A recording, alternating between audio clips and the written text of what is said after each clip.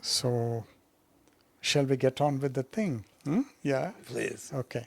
Now, when I first read Krishnamurti Preparing to Leave, the entire book, I read the entire book, and a friend of mine who lives in America gave it to me thinking that I will be interested in that because it appeared quite recently in the stack of Krishnamurti literature.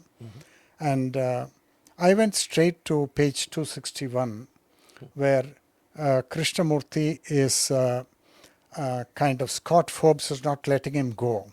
Krishnamurti is reluctant to talk. He's very reluctant to talk. But Scott Forbes says, no, you have a responsibility and you've got to settle this because there is an uncertainty and an enigma here. And you've got to say it has to come from the horse's mouth. It can't come from commentators on your writings and other people like that. So he and Mary Zimbalist join hands. They're collaborators, both of them, Mary Zimbalist and Scott Forbes. And they're not letting Krishnamurti go. But Krishnamurti is not his usual vulnerable Krishnamurti this time. He is slightly on the back foot and he's reluctant. But it's an amazing conversation between three people. And the essence of it is that Krishnamurti, so they ask him about the Incarnation because Krishnamurti's background is Theosophy. He came from that cradle. And then he goes back to whatever Annie Besant shared with him, because he and Annie Besant were living in Shanti Kunj in Varanasi. And then he speaks about three personages, all through Dr. Annie Besant. One is a Pandit, Panditji. He was supposed to be a Brahmin, but he was a Brahmin who had an extremely, he was not a parochial Brahmin. He was a Brahmin with a very critical mind, and he was a reformer, and he did not accept, he had even communist and Marxist ideas, because he thought that a Hindu society is probably too casteist and it's not okay. And they talk about that Pandit, and whom Krishnamurti met maybe 6 or 7 or 10 times in his lifetime, both in Varanasi and also in Madras. And the Pandit used to come and talk to Krishnamurti every time he's in India. And then they speak about another individual who is either this Panditji's friend or he is his guru. He is called Gopinath Kaviraj, a certain individual, historical personality. And then they also speak about a third individual by name Shuddhananda. All three names are mentioned.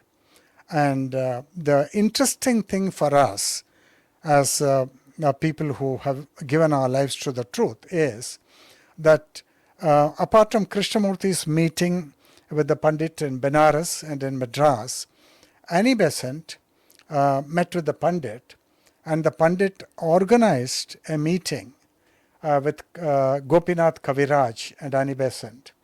And then Gopinath Kaviraj spoke about Shuddhananda, and Shuddhananda then directly talked to Annie Besant, and he spoke about this incarnation, and he said more was known about that, but when the Mughal people invaded India, much of that literature was lost, but it is still present in a library in Kathmandu, and you can go and you can read that work there. So he asked Dr. Besant if she's interested to go and check it out in the Kathmandu library. And then he spoke about the Incarnation, but he said, it has come to me, it's revealed to me, like that. He said in those terms. And Krishnamurti seems to be in the know of that, what Annie Besant shared with the Shuddhananda, the guru, who lived just outside Varanasi. And the whole thing finally narrows down to a bodhisattva who had not a physical abode in somewhere in Tibet, in a physical place called Dhyana Gange. I believe Krishnaji says it is also there in the map. But then if you go there and physically look for some Shambhala, some habitation, something, you'll find nothing. Right. But they are living in their superior bodies, non-physical bodies.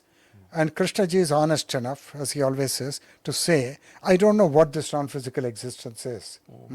But he said that the Bodhisattva Maitreya and other Bodhisattvas, they are there, and that it was the intention of Bodhisattva Maitreya to incarnate. And they wanted to find a body fit for that incarnation. And then when Annie Besant and Leadbeater did their own research, and then they met with Gopinath Kaviraj and Panditji, who precedes him, and also with Shuddhananda, the Guru.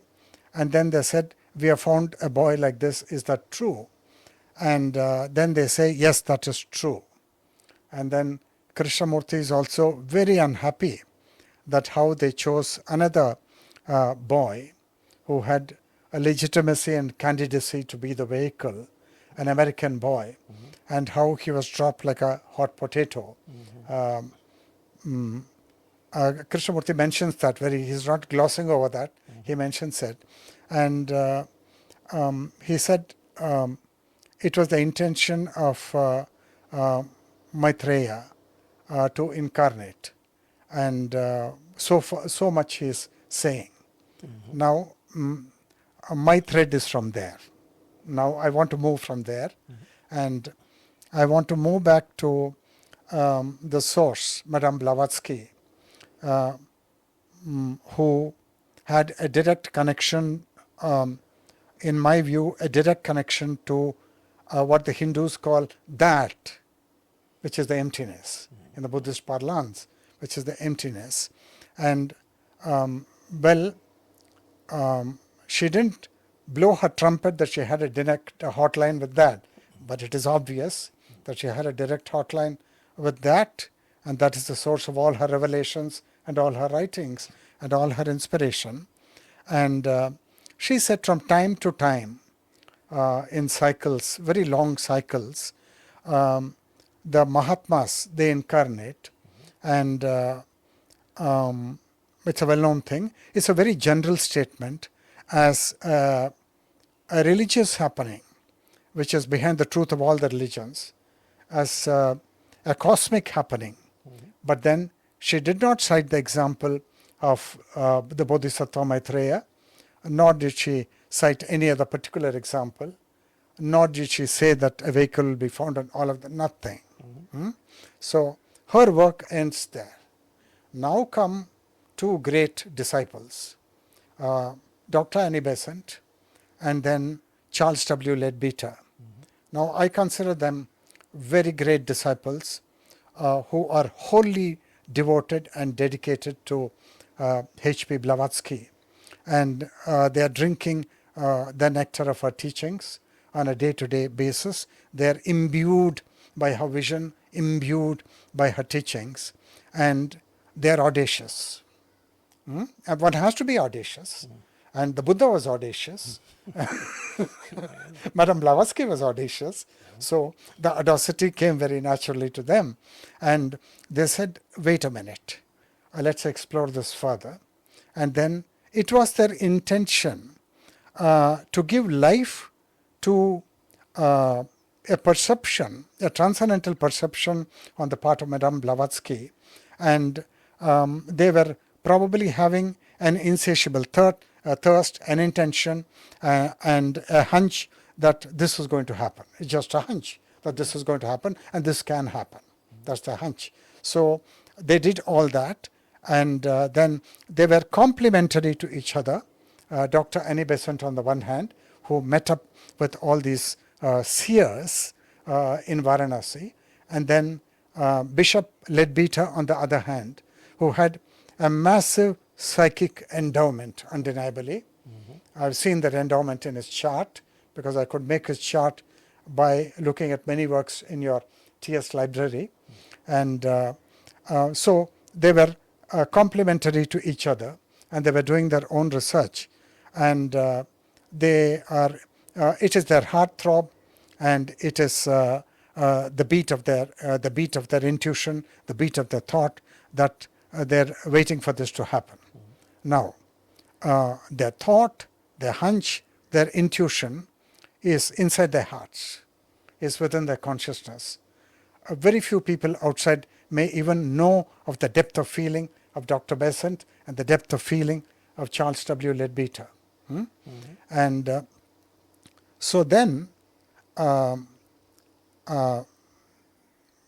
Man Vannon, who is a Dutch gentleman living in the Adyar campus, he said, I have seen 2 boys on the beach, and would you like to take a look at them? And they seem to be special. And so then next day, Van Manen and Charles W. Leadbeater, they go to the beach, and Leadbeater was actually astounded looking at Krishnamurti's aura, because he said, I didn't see a single particle of selfishness in that aura. And he said, yes, that's the boy. And so this is a milestone event on the Adyar beach. And when I went for a walk with Krishnaji, past Parsi quarters, right on the beach, and Krishnaji told me, sir, do you know this is where they discovered me? I said, yes, Krishnaji, of course, I know that. And so then Leadbeater, who was working on another plane, Madame Blavatsky on another plane, and they picked up Krishnamurti. And here is the thing, which is absolutely incredible. Now, 2 very pure, very noble human souls who have sacrificed their life for the truth. That's the important thing. Annie Besant on the one hand and Bishop Leadbeater on the other hand sacrificed their life, came away from England, broke away from the church, and then went behind Madame Blavatsky because they got the hunch that she has it all. So we have got to follow her, and we have got to see what she's meaning by all these things. And then they work on that. That whole intensity is within them. Then that intensity, which is in consciousness, it begins to take shape in physical reality. And then they find the boy, Krishnamurti, and